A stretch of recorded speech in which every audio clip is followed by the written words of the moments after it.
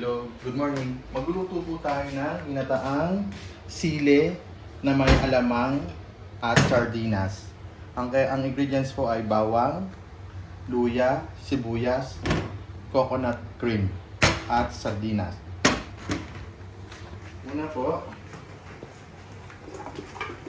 lagay na po natin yung ating coconut cream.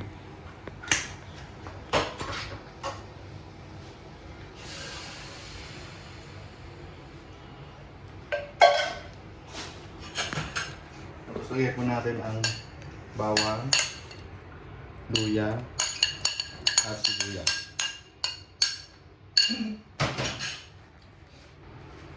Lagyan po natin ng konting paminta at betchin.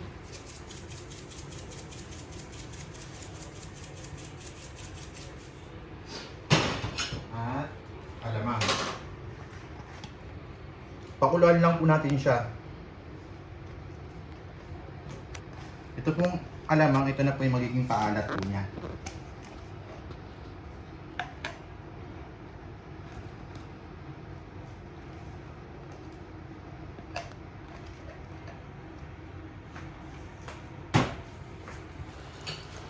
Pag kumukulo na po, lagay na po natin yung ating sardinas.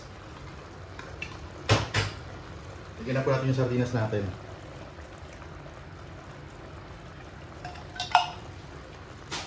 Pakuloyin lang po natin ng mga 1 to 2 minutes po para lumasa po yung sardinas sa gata.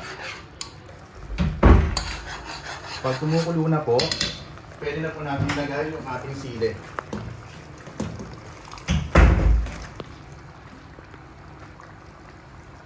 Yung sili nga po pala natin ay ibinabad ko na po sa tubig.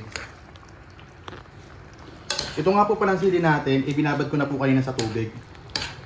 Pakukuluan lang po natin to ng mga 2 to 5 minutes po.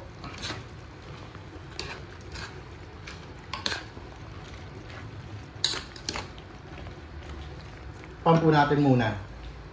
Balikan po natin siya ng mga 2 to 5 minutes po. Tapos na po yung 5 minutes, medyo luto na po yung ating ginataang sili. Pwede na po natin patayin yung ating kalan. Ngayon po, ito po yung aking luto na ginataang sili na may sardinas.